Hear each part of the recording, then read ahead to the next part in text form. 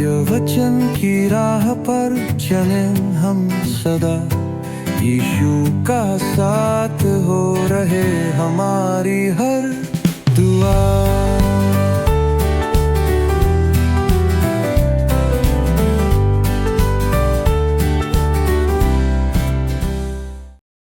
प्रिय दर्शकों को नमस्कार।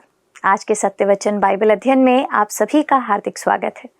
दोस्तों, जैसा कि आपको याद है, हम मीका नबी की पुस्तक पर मनन कर रहे हैं। आज हम उसमें आगे बढ़ते हुए अध्याय 3 के 5वें पद से ही भविष्यवक्ताओं और पापों के बारे में देखेंगे जो परमेश्वर मीका के द्वारा से प्रकट करता है। आज हम जानेंगे कि उस दंड का प्रभाव किस प्रकार का होगा। तो आइए मित्रों, हम अपने अध्ययन में आगे बढ़ते हैं और वचन की उन गहरी बातों को सीखते हैं। प्रिय मित्रों, नमस्कार। सत्य वचन अध्ययन में आपका फिर से स्वागत है। पिछले अध्ययन में हमने देखा था कि मीका इस्राएल के अगुओं अर्थात प्रधानों, न्यायियों के विरोध में परमेश्वर का वचन सुनाता है और उन्हें नरभक्षी की संज्ञा देता है।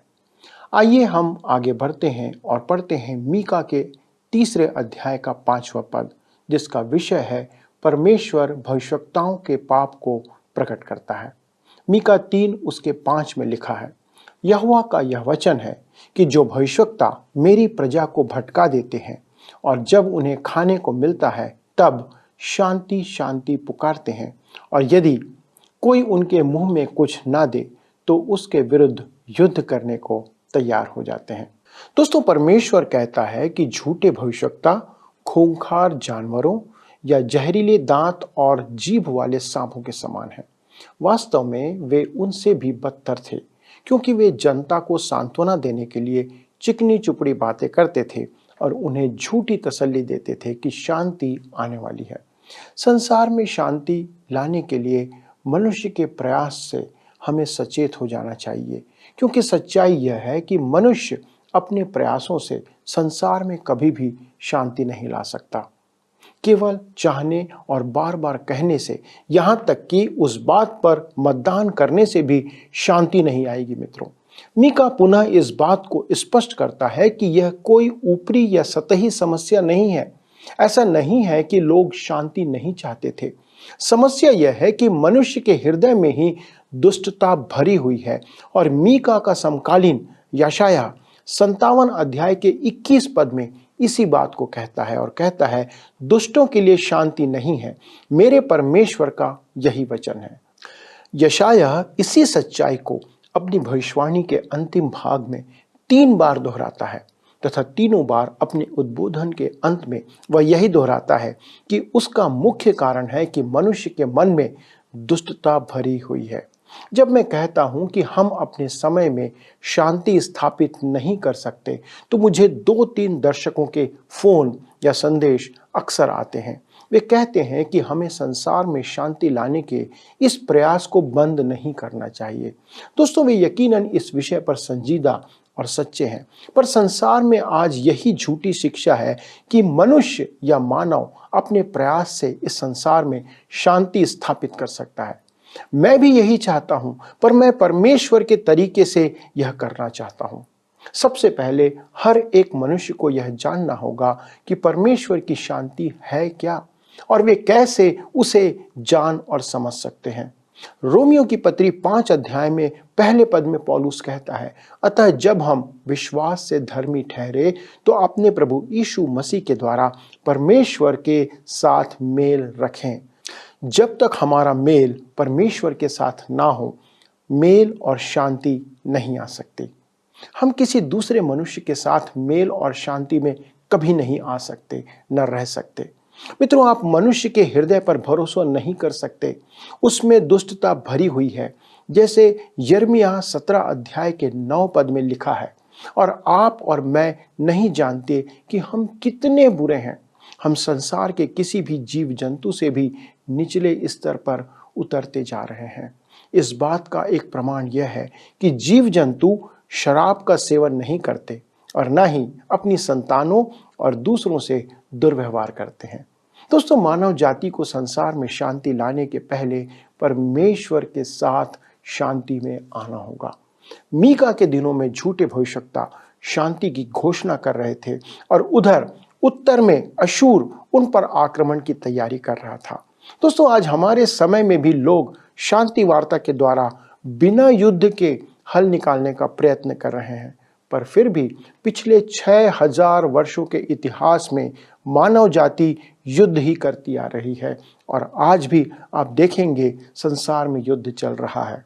एक राष्ट्र दूसरे राष्ट्र से, एक जाति दूसरी जाति से, एक परिवार दूसरे परिवार से और एक मनुष्य दूसरे मनुष्य से। पर हम ऐसा क्यों करते हैं? यद्यपि हम जानते हैं कि इससे किसी को कोई लाभ नहीं होगा। इसका एक ही कारण है कि हम परमेश्वर से अलग हो चुके हैं और उसके साथ हम विद्रोह कर रहे हैं। हम वास्तविक समस्या को देखना नहीं चाहते, बस केवल झूठे भविष्यवक्ताओं की बात सुनते हैं जो शांति का अनुमान लगाते रहते हैं। और इसलिए क्योंकि वे ऐसा कर रहे हैं, परमेश्वर उनके ऊपर आने वाले आपदा की घोषणा करता है। आइए हम पद 6 में आगे बढ़ते हैं और पढ़ते हैं मीका 3 उसका 6। इस कारण तुम पर ऐसी रात आएगी कि तुमको दर्शन ना मिलेगा और तुम ऐसे अंधकार में पड़ोगे कि भावी ना कह सकोगे। भविष्यवक्ताओं के लिए सूर्य अस्त होगा और दिन रहते उन पर अंधियारा छा जाएगा। जैसा लिखा है, इस कारण तुम पर ऐसी रात आएगी। जैसा कि हम अन्य भविष्यवक्ताओं की पुस्तक में देख सकते हैं कि रात या अंधकार परमेश्वर के न्याय को प्रकट करता है। यह न्याय 2 प्रकार का है। दोषी को दंड देने के लिए परमेश्वर का सीधा हस्तक्षेप तथा दूसरा है कोई नया प्रकाशन ना देने में परमेश्वर का शांत रहना। जैसा लिखा है, तुमको दर्शन ना मिलेगा, अर्थात परमेश्वर तुम्हें कोई नई सच्चाई अब प्रकट नहीं करेगा। और लिखा है, तुम ऐसे अंधकार में पड़ोगे कि भावी ना कह सकोगे।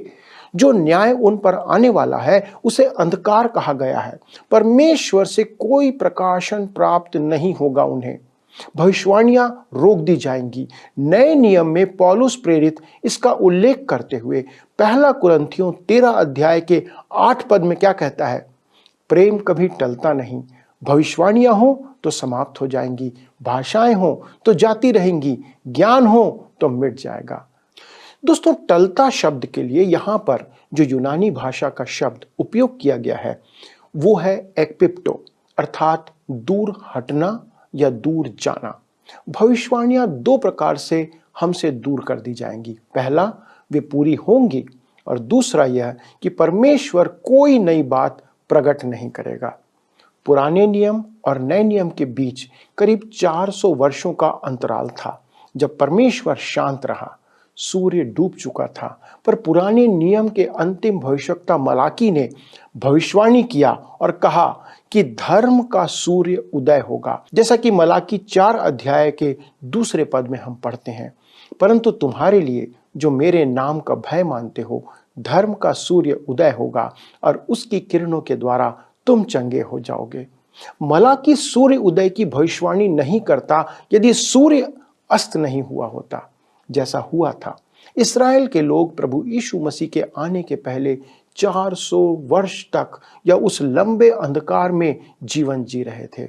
यही वह चित्र है जो मीका यहाँ पर उसके पहले प्रस्तुत कर रहा है। आज संसार के अनेक देश उसी परिस्थिति में आ चुके हैं जिसमें मीका के दिनों में इस्राएल पहुंच चुका था।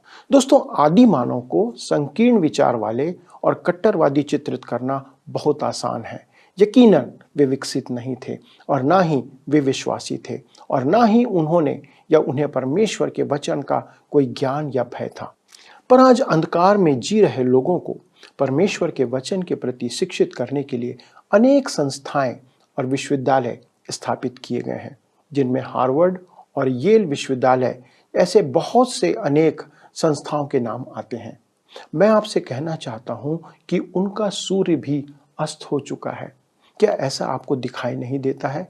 वह स्थान जो लोगों को वचन की ज्योति प्रदान करने के लिए स्थापित किए गए थे, सालों पहले परमेश्वर से दूर जा चुके हैं। आज उन पर भी अंधियारा छाया हुआ है। इन स्थानों में ही हमने कुछ भयानक दंगे होते देखे हैं जो अंधकार की ताकत का अड्डा बने हुए हैं। इन्हीं विश्वविद्यालयों में शैतान की आराधना आरंभ कर संसार में प्रसारित की गई। दोस्तों, हमारे पास अखबार की प्रतियां हैं जो एक प्रोफेसर के बारे में जानकारी देती हैं जो अब शैतान की आराधना और जादू टोना में लिप्त है। मुझे लगता है कि हम एक ऐसे समय में जी रहे हैं जब प्रकाश का सूर्य अस्त हो चुका है। जब मैं प्रकाश की बात करता हूं, तब मेरा आशय परमेश्वर के वचन के प्रकाश के संदर्भ में है। वे संस्थाएं जिन्हें परमेश्वर के वचन की ज्योति प्रकाशित करना चाहिए, वे अब ऐसा नहीं कर रही हैं। वास्तव में वे परमेश्वर का तिरस्कार कर उसे पीठ दिखा रहे हैं, भूत सिद्धि की ओर फिर चुके हैं। यही कारण है कि मीका कहता है, इस कारण तुम पर ऐसी रात आएगी कि तुमको दर्शन ना मिलेगा और तुम ऐसे अंधकार में पड़ोगे कि भावी ना कह सकोगे। भविष्यवक्ताओं के लिए सूर्य अस्त होगा और दिन रहते उन पर अंधियारा छा जाएगा। मित्रों, हम आगे बढ़ते हैं और इसके 7वें पद में देखते हैं कि वो क्या कहता है। दर्शी लज्जित होंगे और भावी कहने वाले के मुंह काले होंगे और वे सब के सब अपने ओठों को इसलिए ढांपेंगे कि परमेश्वर की ओर से उत्तर नहीं मिलता। मीका कह रहा है कि ऐसा घोर अंधकार होगा कि झूठे भविष्यवक्ता अपना मजाक स्वयं बनवाएंगे, क्योंकि उनकी कही हुई बातें पूरी नहीं होंगी। आपको याद होगा कि अहाब ने भी इसी बात को जाना था, पर तब तक बहुत देर हो चुकी थी। सारे झूठे भविष्यवक्ताओं ने अहाब से कहा कि जाकर तू युद्ध कर।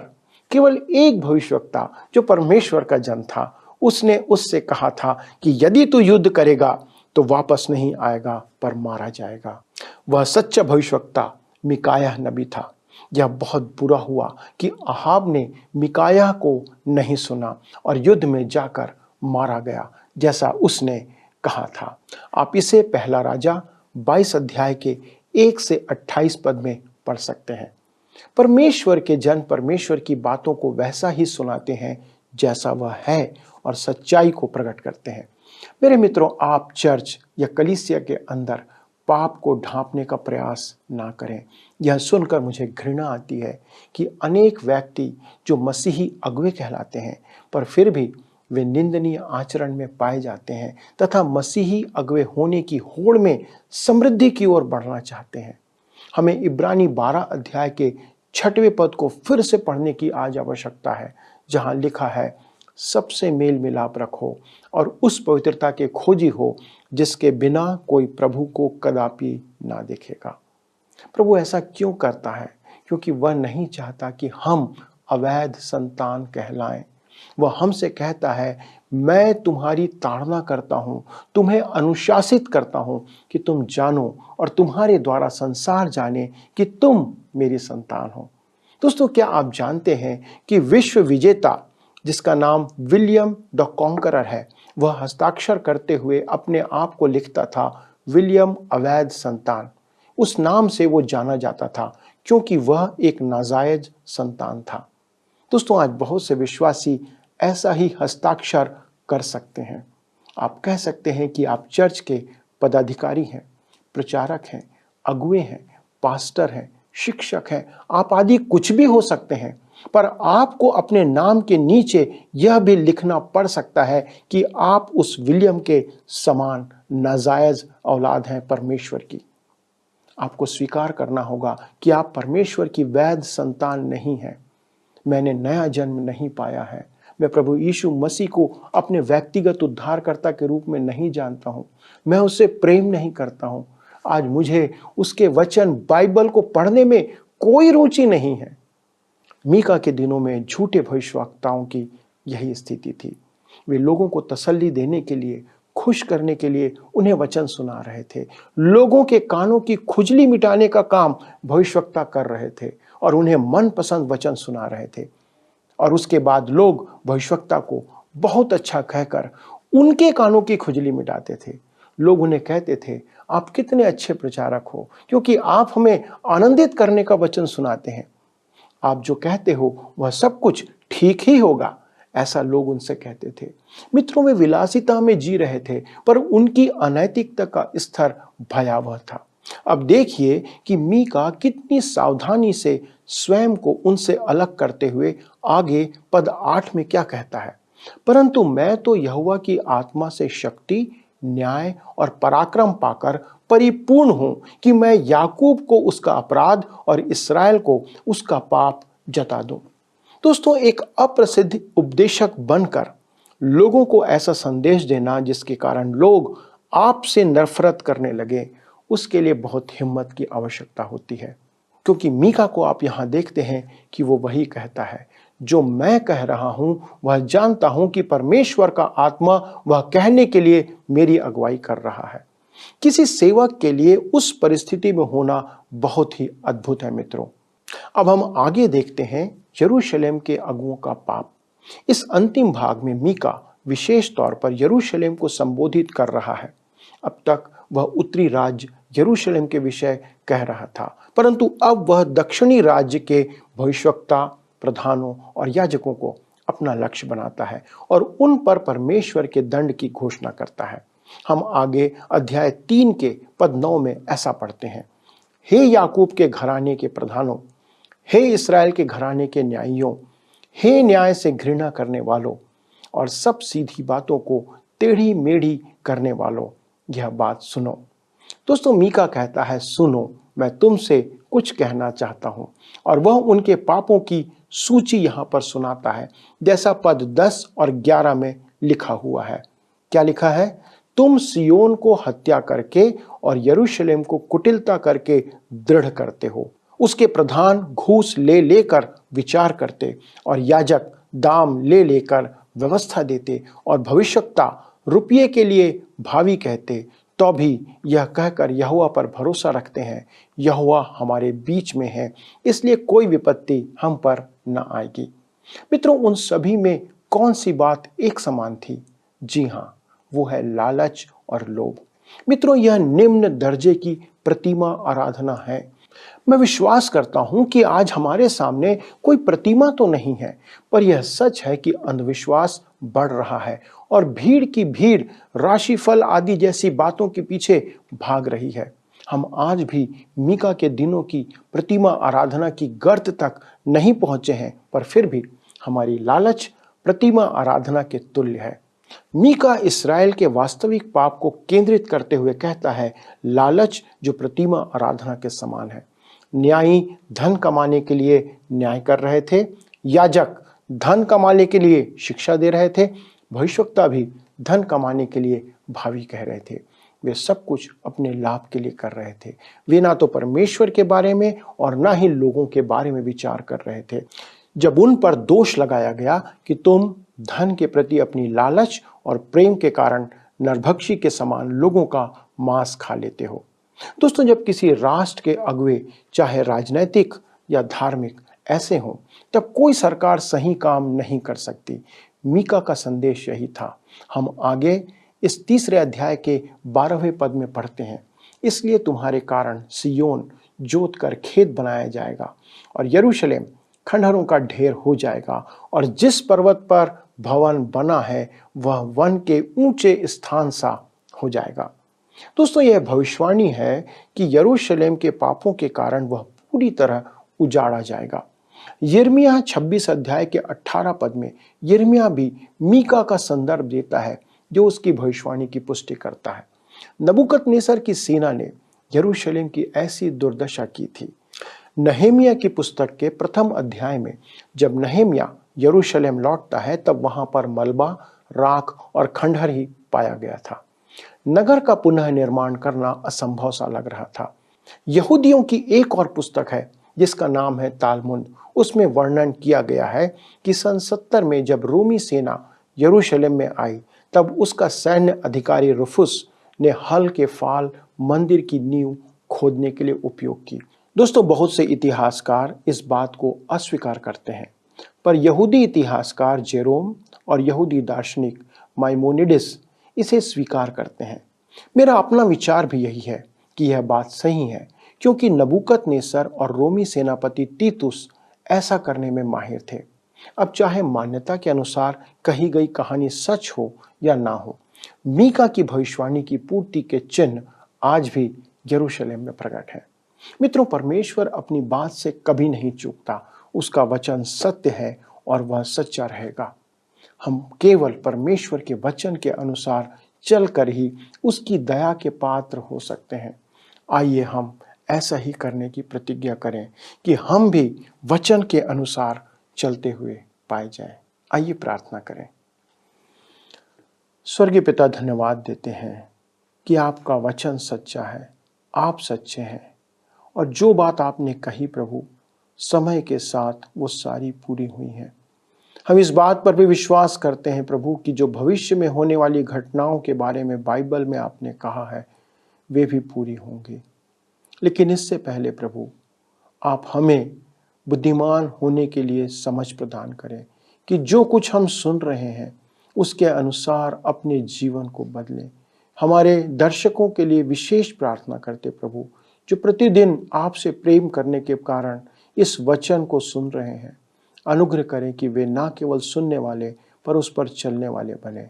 प्रभु, उनके जीवन में जो क्षेत्र हैं जहाँ पर संघर्ष हो रहा है प्रभु, उसमें उनकी सहायता करें कि हर कोई आपके सन्मुख पवित्र और निर्दोष पाया जाए। प्रभु, उनके जीवनों को आशीषित करें, परिवारों पर अपना अनुग्रह बनाए रखें, बच्चों पर प्रभु अपने आशीष को बढ़ाते चले जाएं। हर एक बात में आपको धन्यवाद देते हुए इस विनती को प्रभु यीशु क्रिस्त के नाम से मांगते हैं, आमीन। प्रिय मित्रों, आज के अध्ययन में शामिल होने के लिए धन्यवाद। अगले प्रसारण में इस अध्ययन को आगे बढ़ाएंगे, पर यदि आपके पास कोई प्रश्न है तो हमारे काउंसलर से हमारे फोन नंबर के द्वारा आप संपर्क करिए। परमेश्वर आप सभी को आशीष दे। मित्रों, हमने देखा कि परमेश्वर उन भविष्यवक्ताओं और अगुओं की तुलना खूंखार जानवरों और जहरीले सांपों से करता है जो दूसरों को हानि पहुंचाने का काम करते हैं। वे अगुए अपने पद का दुरुपयोग कर रहे थे, अपने अधिकारों का मनमाना उपयोग कर रहे थे, जो परमेश्वर के लिए एक चिंता का विषय था। इस कारण परमेश्वर उनके देश को तबाह करने का काम करने जा रहा था। आज हमें भी इन बातों को सुनकर सचेत होने की आवश्यकता है। मित्रों, आज के अध्ययन के संदर्भ में अगर आपके पास कोई प्रश्न है तो कृपया हमारे नंबर पर संपर्क कीजिए। हम आपकी सहायता करने का प्रयास करेंगे। यदि आप इस कार्यक्रम को पुनः देखना चाहें तो हमारे YouTube channel Word Psalms Today पर इसको दोबारा देख सकते हैं। अगले प्रसारण तक परमेश्वर का अनुग्रह आप पर बना रहे। आपका दिन शुभ हो। धन्यवाद।